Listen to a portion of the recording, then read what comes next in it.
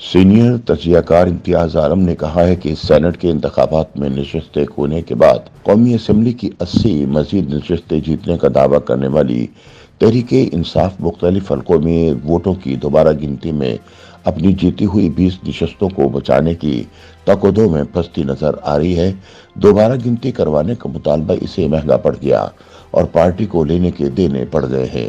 اب تحریک انصاف کے لیے بنیادی چیلنج اپنی بقا کا ہے۔ اپنے ایک کالم میں امتیاز عالم کہتے ہیں کہ پی ٹی آئی سے اس کا نشان بلہ کیا چھینا گیا، اس کی مخصوص سیٹس بھی ہاتھ سے گئیں۔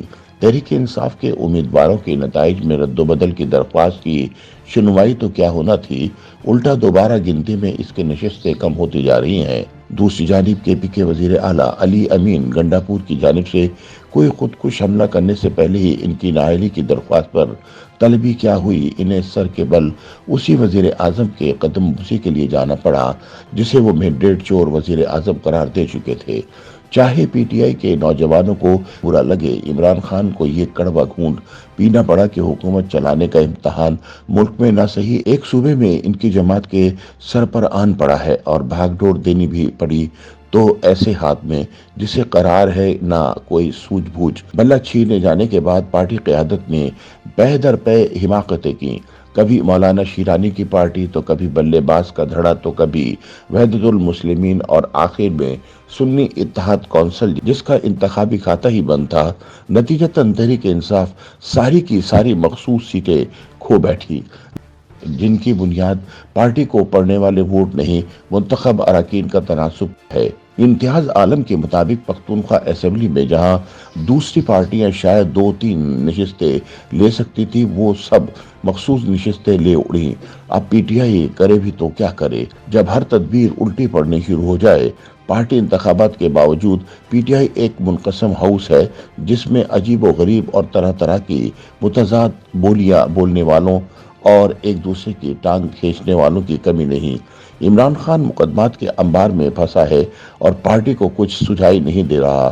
سسٹم سے نکلنے کا خمیازہ یہ پارٹی بری طرح سے بھگت چکی ہے۔ اسے اب یا تو سسٹم میں واپسی کرنی ہے یا گرتی ہوئی دیواروں کو دھکا دینا ہے۔ دونوں کام بیک وقت چلنے والے نہیں۔ اوپر سے مرشد کسی سیاسی اسٹیک ہولڈر سے ہاتھ ملانے کو تیار نہیں، جبکہ باہر بیٹھے بھگوڑے مجاہدین معمولے کو شہباز سے لڑانے پر اکسانے چلے ہیں۔ انہیں تحریک انصاف اور جمہوری تسلسل سے غرض نہیں، غرض ہے تو صرف بکواس سے۔ دوسری جانب تحریک انصاف کو انتخابی ٹریبیونلز کے ٹرک کی بتی کے پیچھے لگا کر حکومتی اتحاد اپنے قدم جماتا چلا جائے گا۔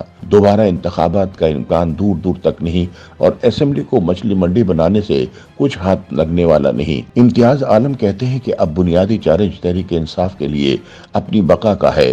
اس کے لیے یہ حکومت کی کمزوریوں سے فائدہ ضرور اٹھا سکتی ہے۔ تحریک انصاف کے لیے ضروری ہے کہ اپنی جگہ بچانے کے لیے یہ اپنے سب حریفوں کو ایک ہی لاٹھی سے ہانکنے کے بجائے بڑے حریف کے خلاف چھوٹے حریفوں سے صلح جوئی کرے، سول سوسائٹی سے اپنا بغض ختم کرے اور جمہوری کلچر اپنائے۔ ملک میں بحران جلد ختم ہونے والا نہیں۔ حکومت اندر سے کمزور اور مقتدرہ کی مرہون منت ہے۔ معاشی اور ادارتی بحران کو حل کرنے کا کوئی نسخہ اس کے پاس نہیں۔ الیکشن کے بعد والی صورتحال میں صرف عمران خان ہی مائنس نہیں ہوئے، نواز شریف اور بلاول بھٹو بھی مائنس کر دیے گئے ہیں۔